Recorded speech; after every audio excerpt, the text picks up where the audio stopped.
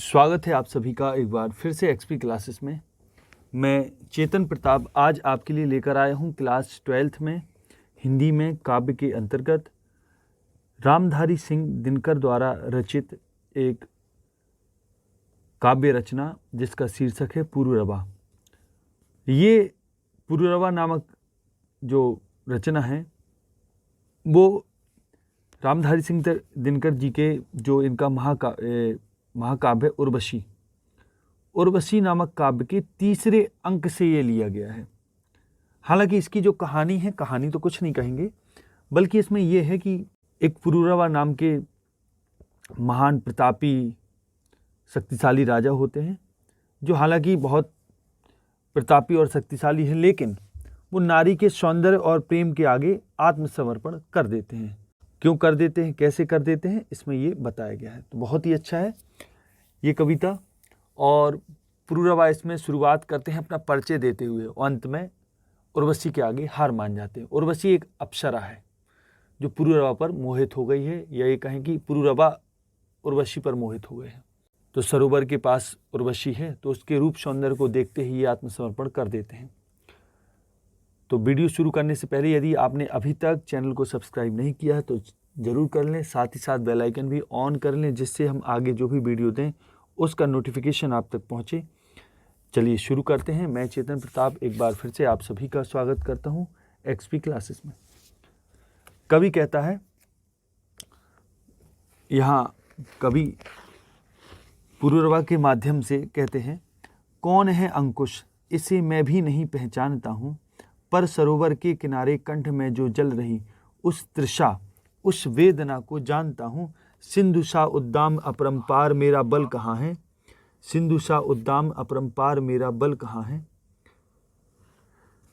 गूंजता जिस शक्ति का सर्वत्र जय जयकार, उस अटल संकल्प का संबल कहाँ है।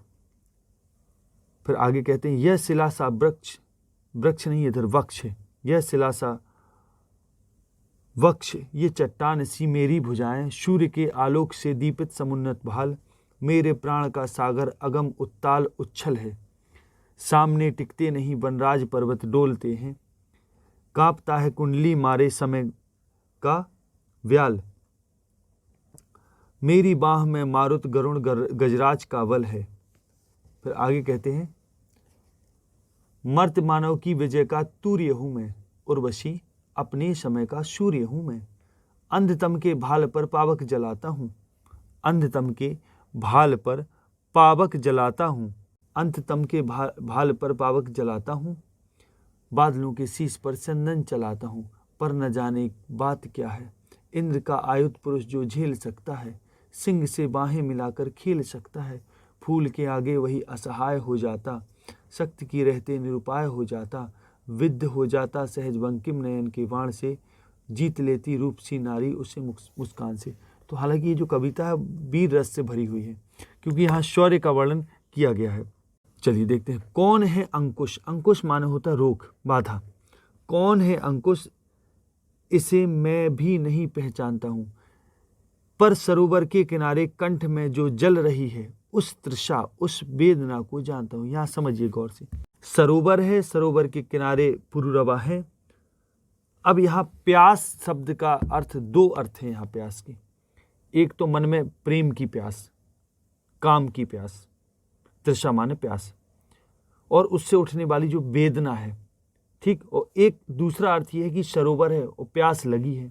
यहाँ कवि पुरूरवा के माध्यम से कहते हैं कि पुरूरवा कहता है, कौन है अंकुश की बाधा, कौन है वो, उस बाधा को मैं नहीं जानता, मैं पहचानता नहीं हूँ, पर सरोवर के किनारे कंठ में जो जल रही है, कि सरोवर के किनारे कंठ में जो बाधा है, मेरे अंदर जो जल रही है बाधा, यानी जो प्यास जल रही है। सरोवर के किनारे भी खड़ा हूँ, कंठ में बड़ी प्यास जल रही है अग्नि बनकर। उस तृषा उस वेदना को जानता हूँ, उस प्यास को मैं जानता हूँ कि आखिर वो कौन सी प्यास है। सिंधु सा उद्दाम, उद्दाम माने प्रचंड, अपरंपार मेरा बल कहाँ है। और अपने आप को असहाय समझते हुए कहते हैं कि सिंधु सा उद्दाम अपरंपार मेरा बल कहाँ है। सिंधु सा उद्दाम अपरंपार मेरा बल कहाँ है, सिंधु सा उद्दाम अपरंपार मेरा बल कहाँ है। गूंजता जिस शक्ति का सर्वत्र जय जयकार, कि वो शक्ति कहाँ है जिसका सर्वत्र सब जगह जय जयकार हो रहा है, वो कहाँ है। मेरा वो जो बल है, कि मेरा जो अपरंपार बल है वो आज कहाँ चला गया, और वो मेरी शक्ति कहाँ गई जिसका सर्वत्र जय जयकार गूंजता है। उस अटल संकल्प का संबल कहाँ है, और मेरे उस अटल संकल्प का संबल कहाँ है, सहारा कहाँ है।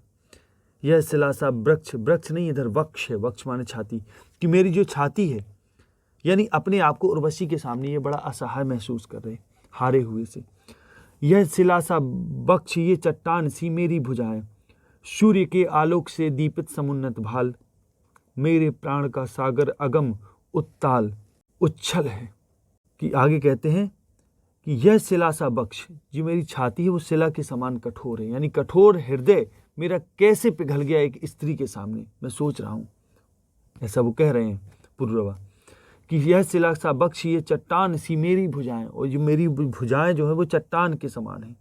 यह शिला सा बक्ष, ये चट्टान सी मेरी भुजाएं, सूर्य के आलोक से दीपित समुन्नत भाल, और सूर्य के आलोक माने सूर्य के प्रकाश से दीपित माने चमकता हुआ, समुन्नत माने उन्नत, भाल माने माथा, कि सूर्य के आलोक से चमकता हुआ मेरा माथा है।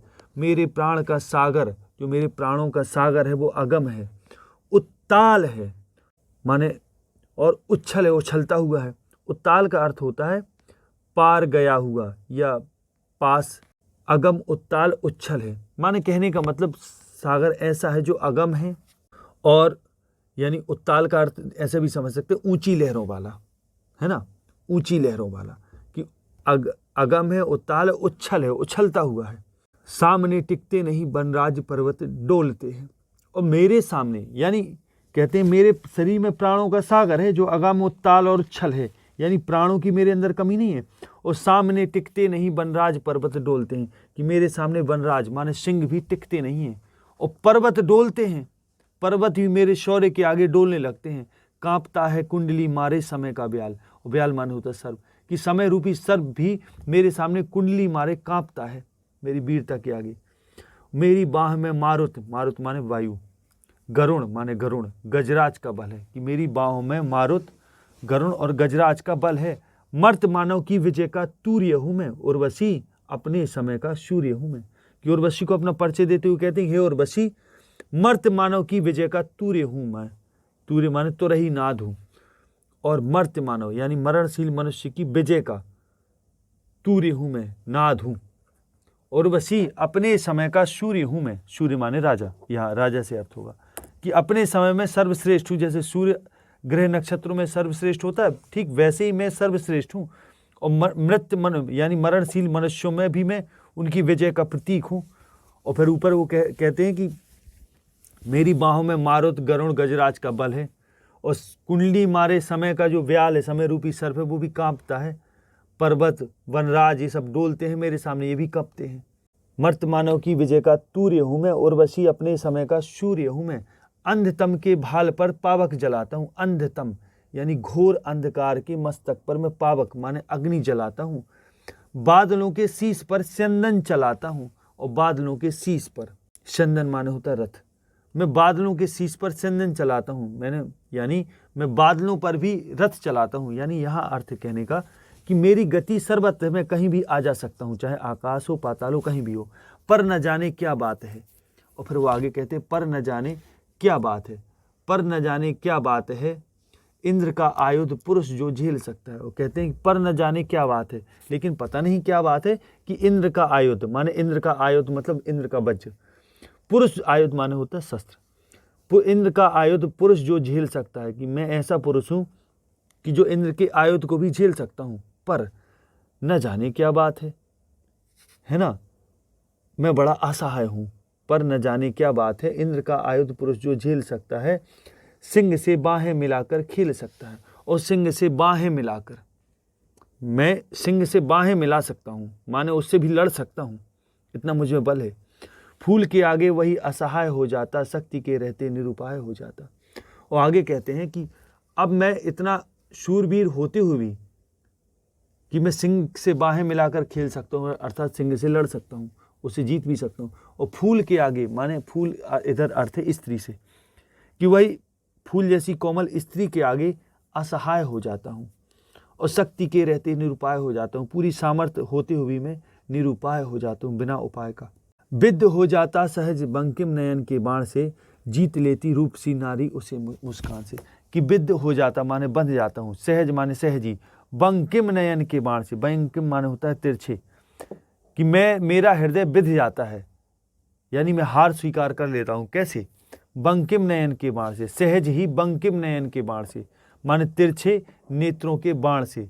जो उर्वशी के तिरछे नेत्र हैं, बंकिम नेत्र हैं, उनके बाणों से, उसकी दृष्टि मात्र से मैं विंध जाता हूँ और जीत लेती रूप सी नारी उसे मुस्कान से। कि मेरा इतना शौर्य, शक्ति, बल और संकल्प होने के बावजूद भी एक नारी से हार जाता हूँ। उसकी मुस्कान, एक रूप सी नारी उसे मुस्कान से जीत लेती है मुझे। तो इस तरीके से ये जो वीडियो है वो यहीं पूरा होता है। आशा है ये वीडियो आपको अच्छा लगा होगा। यदि अच्छा लगा है तो वीडियो को लाइक और शेयर करना ना भूलें। आगे अगले वीडियो में मिलते हैं, तब तक के लिए नमस्कार। जय हिंद, जय भारत, वंदे मातरम।